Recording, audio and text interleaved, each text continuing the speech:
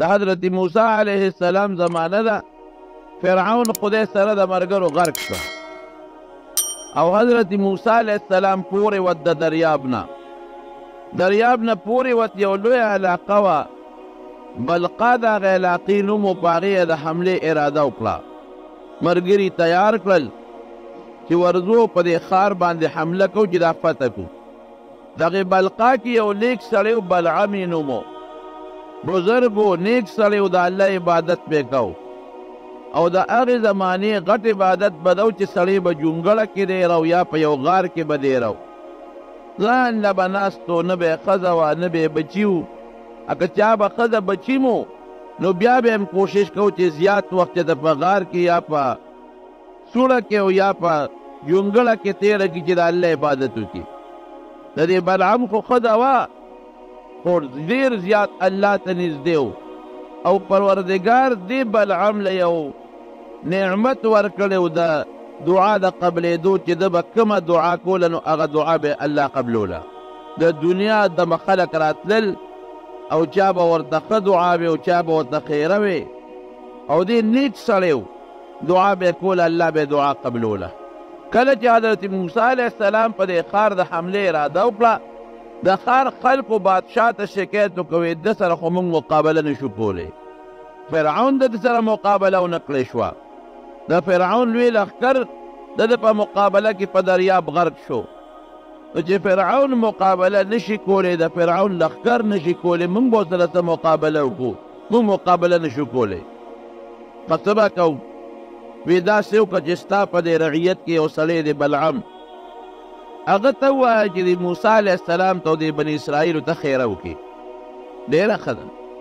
بادشاه د بلعم ته راغی، ورته کېناسته، وی ګوره زمونږ په دې علاقه د حملې اعلان موسی علیه السلام کړی سره د ملګرو او مونږ یې طاقت نشو لرلی، ته مهرباني وکړه ده ته خیره وکړه چې دې تباه شي. بلعم ورته وایي چې داسې خو نشي کېدی، زما او د هغه خو یو دین دی، زما او د هغه خو یو مذهب دی، د هغه مذهب ومنې، د هغه دین ومنې، زما او د هغه یو دین دی، جوړه به راشي حمله در باندې نه کوي. بادشاه درې کاره وکړل. ګوره بعضې بادشاه هوښیاري، د دنیا په لین دین هوښیاري. یو خو دا دی چې د بلعم ته پولیس والا مقرر کړل چې دی درنه بار ونه تښتي، ویې تا وجنو کېږي نه چې ستا او د هغه یو مذهب دی او هغه په مونږ باندې حمله کوي، خو ته ملګری بیا تا بیا چاته پرېږدو. که هغه حمله وکړه نو مونږ به لاول تا وجنو، ستا ښځه به وجنو، ستا بچي به وجنو. تا په خپله اقرار وکړه چې زما او د هغه یو دین دی. معلومیږي دا چې ته خو د هغه په طریقې خوشحاله. نو که هغه حمله وکړه تا پرېږدو نه یم برک. دویم یې دا چل وکړه چې د ده ښځې ته یې واسطه جوړه کړه او هغې له پیسې ورکړې. بعض انسان د ښځې نه مجبوره شي. شیطان هم د بعض نیک انسان ښځه ولمسی او د ښځې په دام کې راولي نو خرابي کې سړی د ښځې نه مجبوری. ښځه یې ورنه ولمسول او ښځې له لالونه او جواهرات او کالي او سره او سپین پټ راولېږل چې دا خاوند یې مجبوره کا چې موسی علیه السلام ته او د هغه قوم ته خیره وکړي. ګني نو ګورې پرېږدوم هم نه او که خیره وکړه ورته نو دا دومره دولت او مال هم دله درکوو. درېیم کار یې دا وکړه چې د مشرانو جرګې دې بلعم له راولېږله چې تاسو لاړ شئ او دته نصیحت وکړئ او که دې څومره مال غواړي، دولت غواړي، دا ټول وله ورکوم، خو چې دا موسی او د هغه قوم تباه شي دی ورته خیرې وکړي د خیره الله قبلی. بلعم په دې درېو وجو باندې را مجبور شو. هلته ورته ښځه لګیا ده چې سړیه که دا خیره نه کې نو موږ به څه کوو. موسی علیه السلام خو دې راچولی د خیمې یې لګولي دي، لښکر یې تیار کړی دی او اراده لري زموږ په دې قوم حمله کوي په دې ملک. نو هغه به یا حمله کوي یا به نه کوي. بادشاه موږ نه پرېږدي، ما هم وجني، تا هم وجني، بچي هم راله وجني. یو خیره ورته وکړه. هغې خو پیسې اخېستې وې ښځې.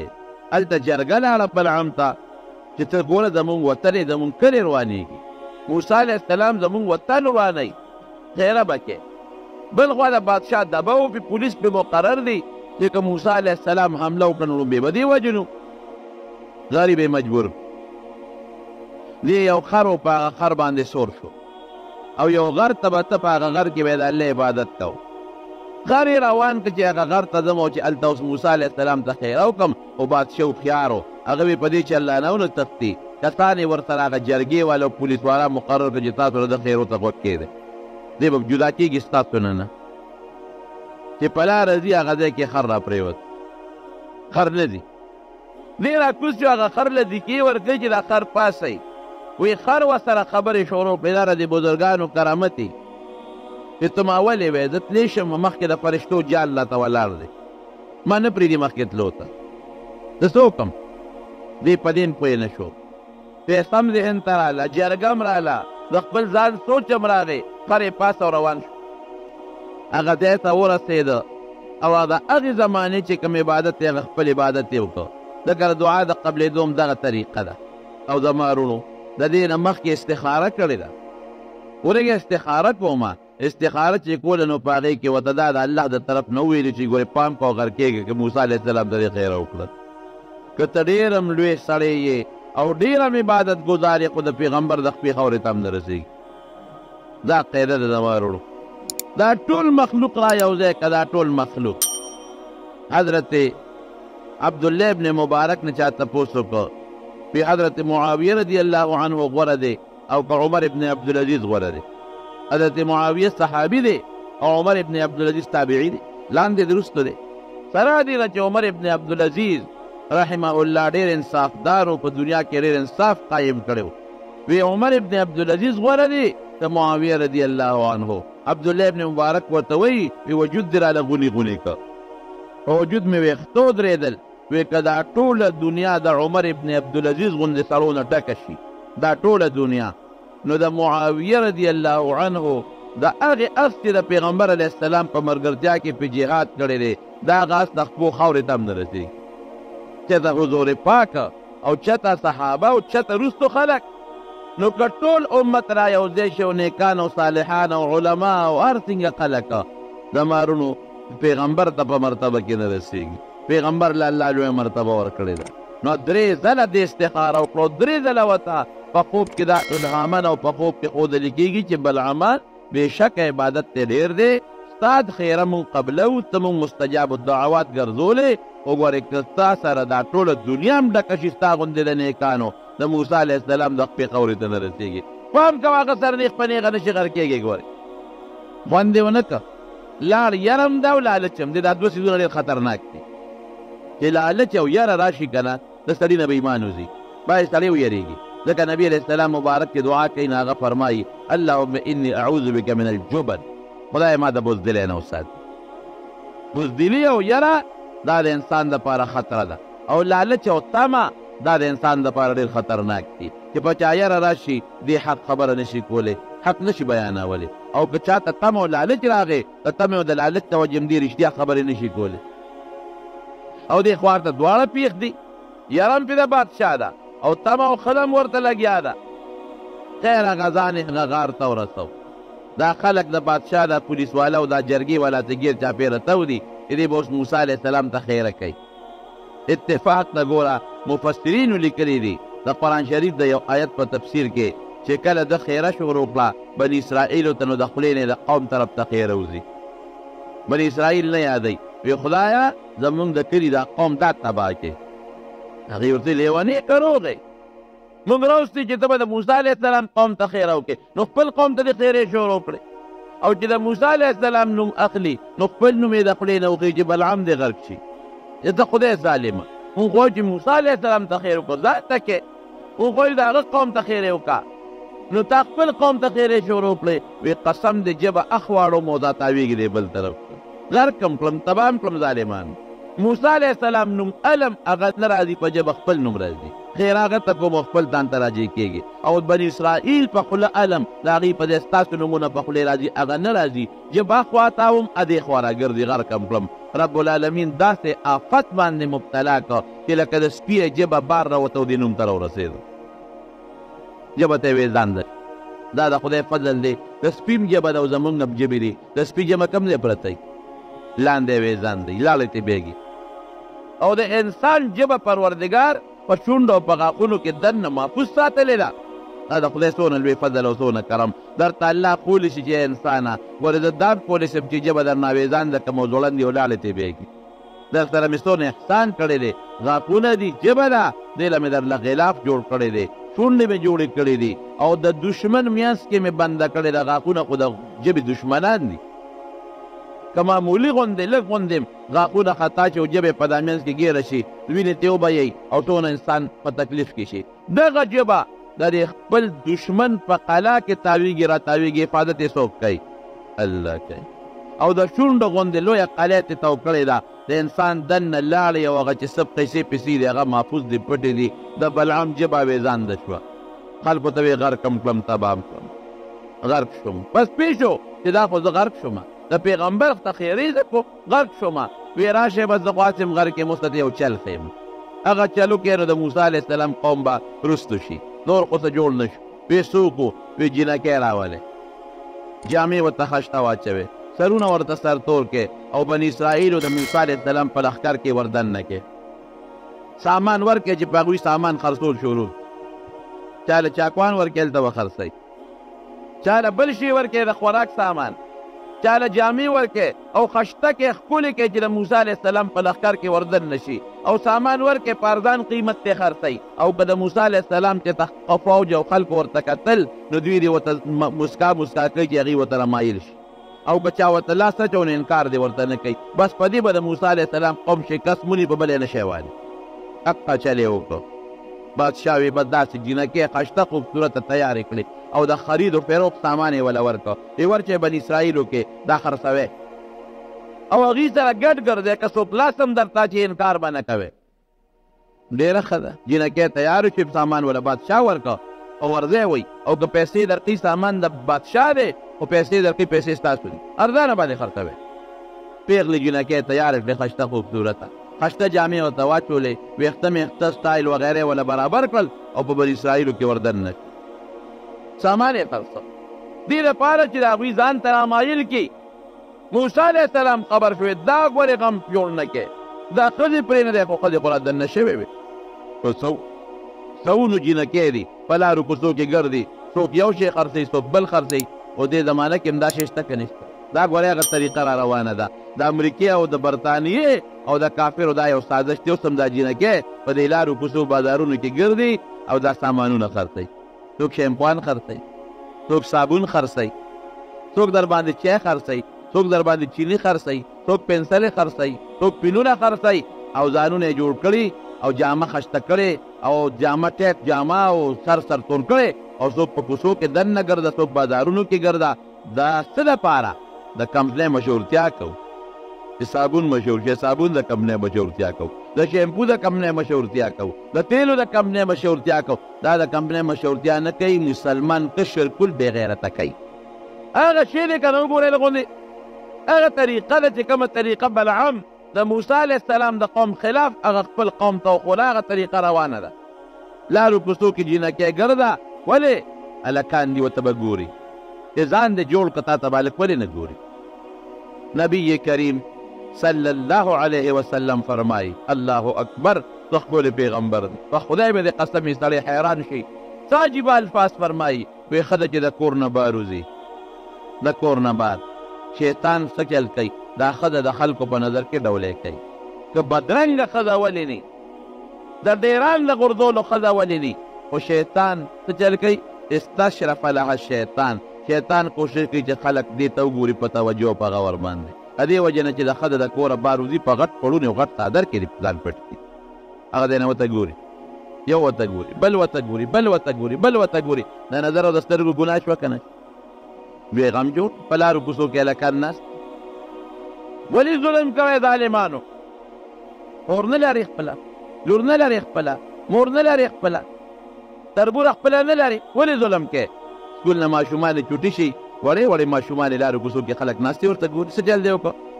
اړو دې کتل نو څه کوپر دی وکړه هیرونو یو مثال در کوم د مټیو دوکان دی او ښه مزېدار دا مټۍ پکې خشته خشته پراته دي هغه سپینې پاڼې هم پرې لګولې او دا ګلاب جامن او دا رسګله او بل ښه خشته په شیشو کې بند او یو سړی بار نه ورته نیغ نیغ ګوري په فایده ورته میلاویږي دوکاندار ورته خدای دې بېخوباته که اخلې خو راشه واله یعنې څه نه ما دوکان مخې ته وړه ته خدای دې بېخوباته کنی ګوري په دې کتو اسم نه کېږي تر څو چې دی راشي دوکاندار نه یو شی واخلي مټه یو خولې ته یې واچي نو دقه رنګې تا ته شیطان دا زنانه متزینه کړه ښایسته کړه ته ښکلې کړه او ته د بار نه ورته ګورې نو خو همدغه مټه وي دوکان کتو مثال شو که نه تا پې څه چل دی وکړه څه توره دې وکړه بغیر د ګناه نه څه توره پکې شته عزم نشته دا په یو بوتل د تا لاس کې نیولی دی خو خولې لرې چې ستاس کې نه راځي او بوتل کې دننه پیپ راځي او ته ورته نیغ نیغ ګورې څه فایده درته میلاویږي ډېره غم نه هلکه دې سره غم زیاتېږي او دا پی به کله څکم دا به کله د مامرۍ ته دا پی رسي جملې به ترې کله وکړم ماسته به ترې کله وکړم او چې ورته ګورې نه دا غم به دې نه هله مټۍ وي دوکان ته چې مخامخ ولاړې غم به دي هلکه پیسې وې یو کیلو خو به دې وړي بچو به هم خوړلی ما به هم خوړلی او چې نه ګورې دې غم نه به خلاص دی نو دا کتل خو غم جوړوي دا خو شیطان تړي نور هم بربادوي دا هغه چیرې دا انجیوز والا جینکۍ کوڅو کوڅو کې ګرځي او صیبه بڑے والی بڑے نن سبا ښځو بڑې والي خفه کېږي ما نری نری پنسي وي دا سخا تکې تورې سخاښ پې لکه د چیري ښکاري څه پې دا کمې دا پرتوګ اغوستې دا څنګه دا په خپې ور دننه کوي دا پنسه دا څنګه په دې نه پوهېږو دا ولې ظلم کوي خلک دا ولې ځان سره زیاتې کوي ښځه حیاداره هغه ده چې دا په پرده کې کور کې کېږي دا خو ظلم دی خپل اولاد سره ښځې سره ظلم کوي ته ته د خور سره ظلم کې د مور سره ظلم کې زیاتې ورسره ولې کې زمارو نو دا د انجیوز والا جینکۍ په دا کوڅو کې ګرځي بازارونه دې دپاره سړو له دعوت ورکوي د ګناه هغې ځان ته رامایل کوي چې ځکه نور سړي د ګناه نظر خو به وشي که نه او چې دا نظر د ګناه راغی د انسان نه د ایمان او د هغه د اسلام هغه غیرت بیا وځي ختم شي مسلمان چې کافر وي په دقه به یې وي په بل طریقې نه شي والی دی چې بې غیرته شو د نه د الله امداد پورته شو نو بلعم هغه خپل قوم ته دا چلو خو جینکۍ تیارې کړو دا بني اسرائیلو کې وردن نه کړې وردن نه کړې موسی علیه السلام دعوت چې دا تاسو ظالمانو ونه کوې ګورې داسې دا جینکۍ مه نه کوې دا ورشړی دې نه سودا وانلې دا پرېږده دې خپلو ځایونو ته لیکن بعض هلکان خو وي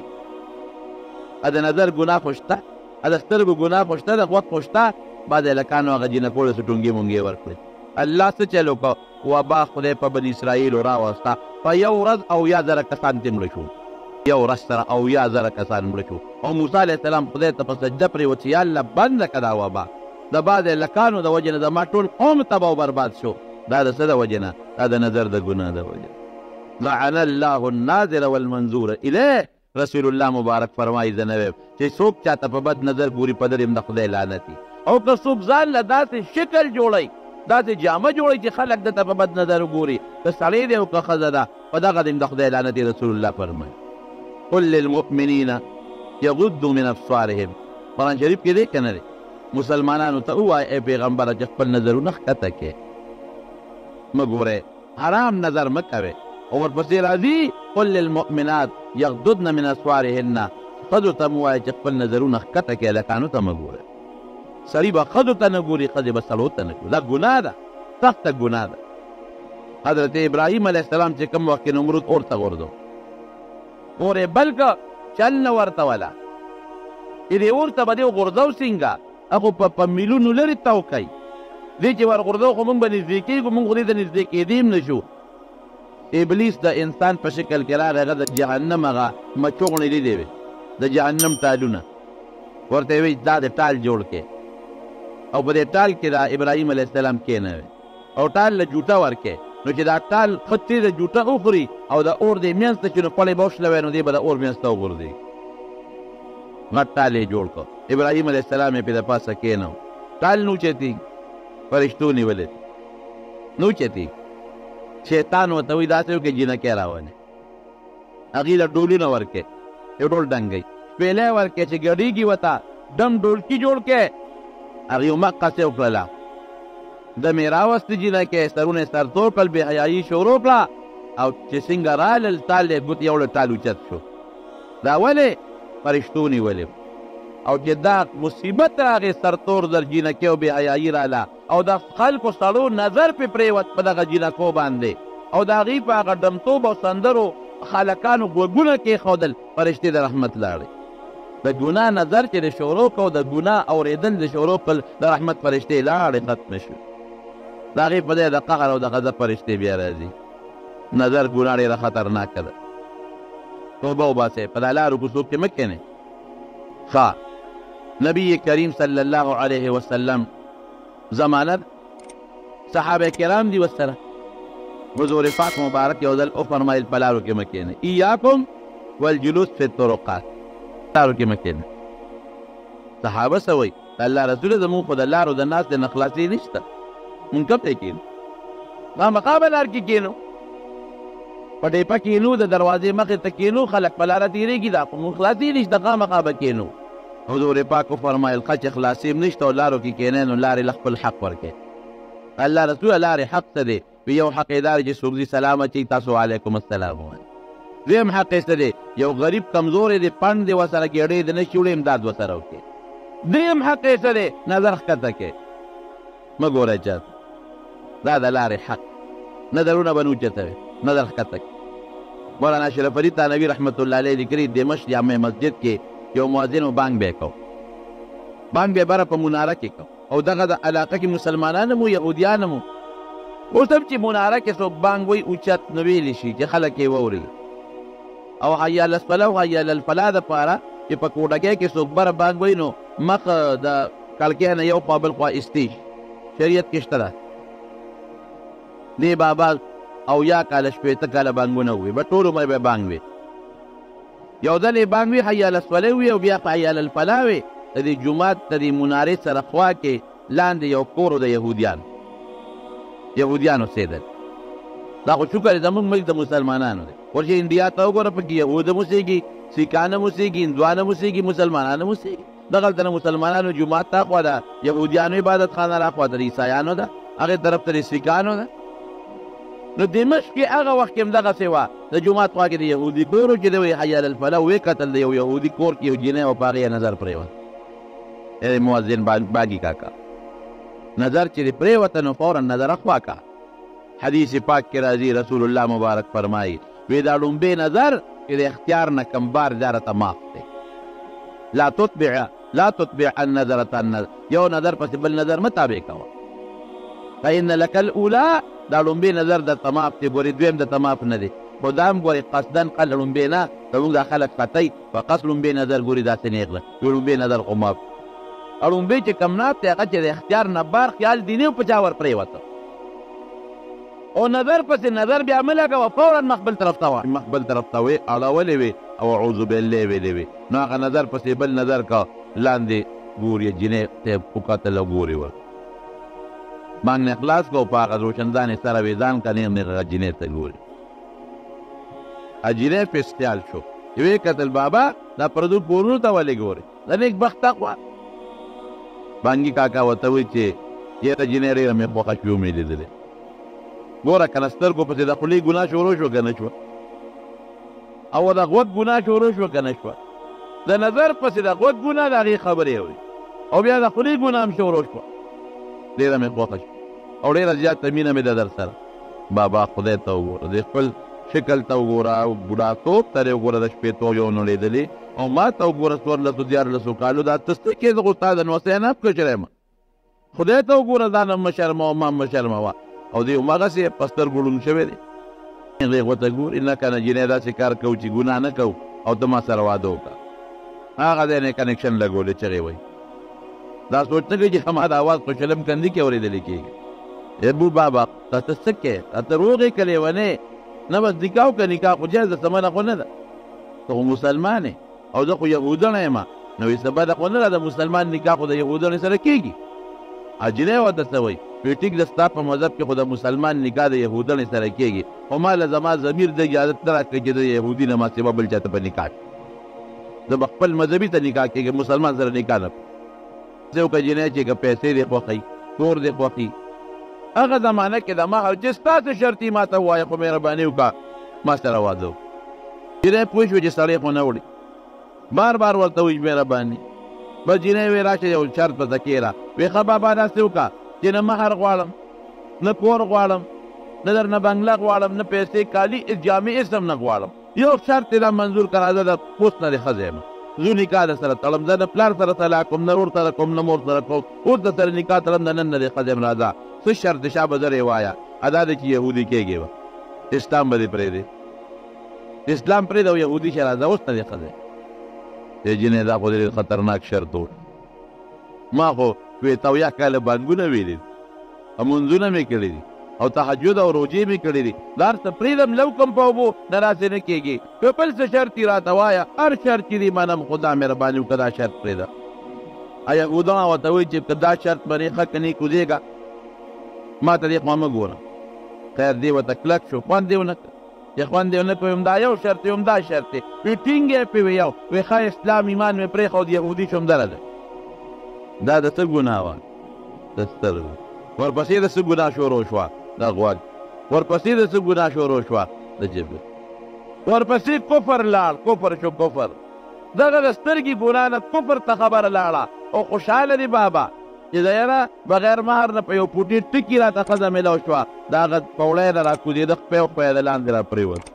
سر د لاندې راغی، دا سټې لاندې شو، خپې پې د پاته شوې، مردار شو، مړ جینۍ پاتې.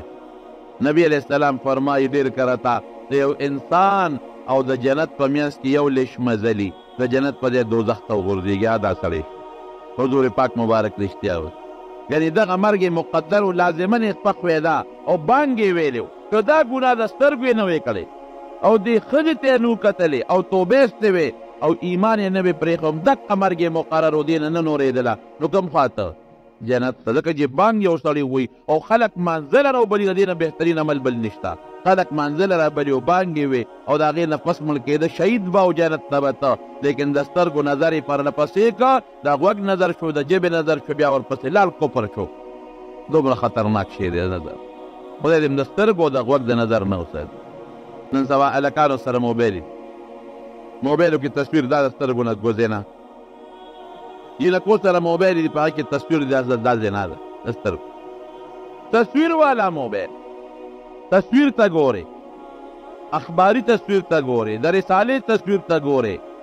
او ته په هغې خپل خواهش درته وایي چې شا به ګوره ورته او د ګناه نظر کې. دا ټول جرم دی. تصویر خو هسې هم ګناه ده. او بیا د هلک چې د جینۍ تصویر ته ګوري او جینۍ د هلک تصویر ته ګوري، زنا شوه، زنا خطرناکه زنا. لعنت ته خدای پرې ورېږي.